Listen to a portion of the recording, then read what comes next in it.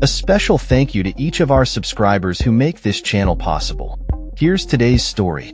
In a significant move for national security, the Senate has approved a monumental $900 billion defense policy bill, known as the National Defense Authorization Act, NDAA, with a decisive bipartisan vote of 77-20. This legislation is now headed to the president's desk for final approval, marking the 65th consecutive year that Congress has united across party lines to bolster the nation's defense capabilities.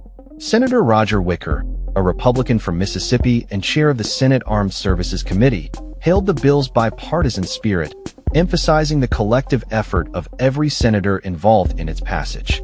This will be the 65th year in a row, the 65th consecutive year that Congress has come together across the aisle and across two chambers to send the president a bill designed to sustain and strengthen the national defense, Wicker stated during a speech before the vote. The NDAA is a critical piece of annual legislation that outlines the defense priorities for the United States. This year's version, which spans over 3,000 pages, includes several significant provisions, including the codification of more than a dozen executive orders issued by former President Trump.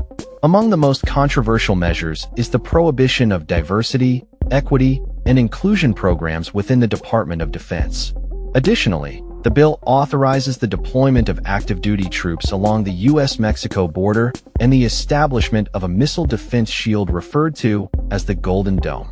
One of the key highlights of the NDAA is the provision for a 3.8% pay raise for all service members, a move that is expected to bolster morale and support for the armed forces. However, the bill has also sparked significant debate due to its inclusion of language that prohibits transgender women from participating in women's athletic programs or activities at military service academies, a point that has drawn criticism from various advocacy groups.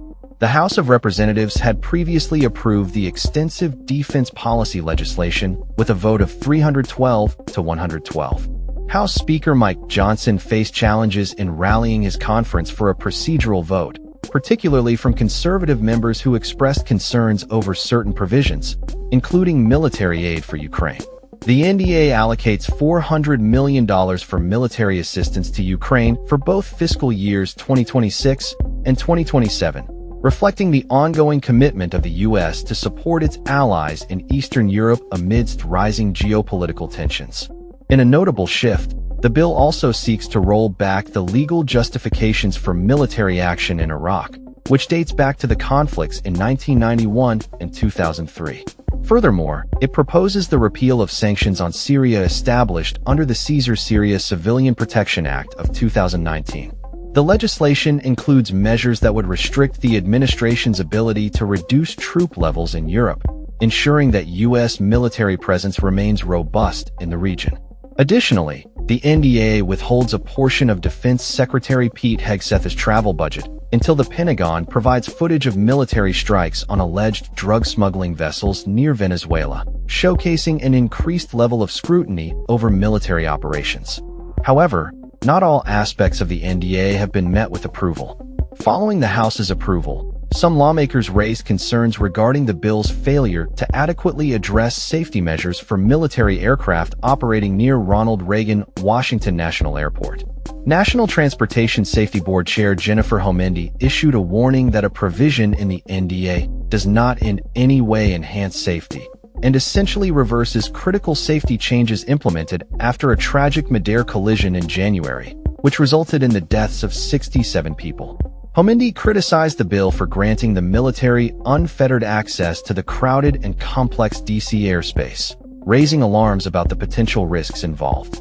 In response to these safety concerns, Senators Ted Cruz of Texas and Maria Cantwell of Washington, who serve as chair and ranking member of the Senate Commerce Committee, have been actively pursuing a solution. Earlier this year, the committee advanced a measure known as the Rotor Act, aimed at tightening regulations governing military aircraft in D.C. airspace.